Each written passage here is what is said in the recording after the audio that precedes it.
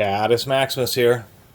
Picked up this Crescent half-inch drive, quick release ratchet. This is one of their this one's actually Taiwanese. I was about to say Chinese. It is chrome vanadium. They even printed quick release. It's not Chinese, but nonetheless, it's not a very high quality tool. This is one of the ratchet among the branded socket sets that are kind of sold at like department stores, that type of thing. This actually showed up at a Goodwill. I was surprising, so I only paid $5 for it. No, I paid $4 for it. It is a swing pawl ratchet, so the real basic ratchet design, nothing special. Not particularly large a plug, so at least they left, or for the quick release, so at least they left a decent amount of material.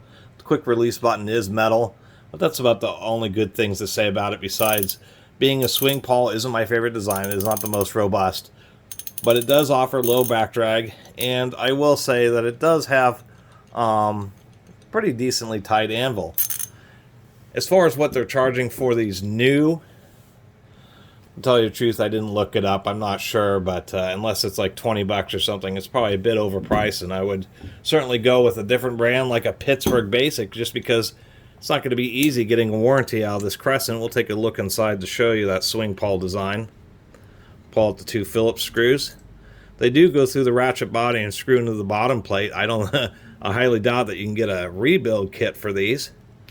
But the reason it's a good idea to have the screws go through the ratchet body is because when you get a rebuild kit, you get new screws and you get a new plate.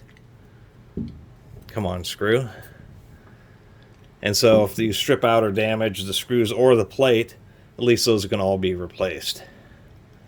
There we are.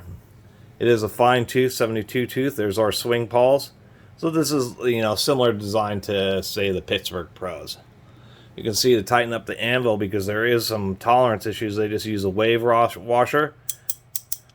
Anyway, I suppose that's a slightly better swing pawl design, just because we have, instead of being a single tooth, there are 5 little teeth in there, so it's a cheap ratchet. And all the reverse lever does is either push one of the pawls away or the other. It actually has a pretty big cam in there, so you can't put it in the center position and actually use it as like a quote-unquote fixed wrench. And other than that, short video. Not a lot else to say. It's just a cheap ratchet, which is kind of a shame for Crescent, considering brands like even, Milwaukee and that type of stuff. When they come out with branded ratchets, they at least try to make them pretty nice. Where this one is, it's Taiwanese, so it isn't just a bottom line, junky Chinese roundhead, but it still is nonetheless a cheap ratchet, and just kind of a shame. Crescent could have done, they could have done a bit better. That's all I'm saying. Anyway, really appreciate everybody who's been watching and subscribing, and if you haven't subscribed, please do. Till next time, Catus Maximus out.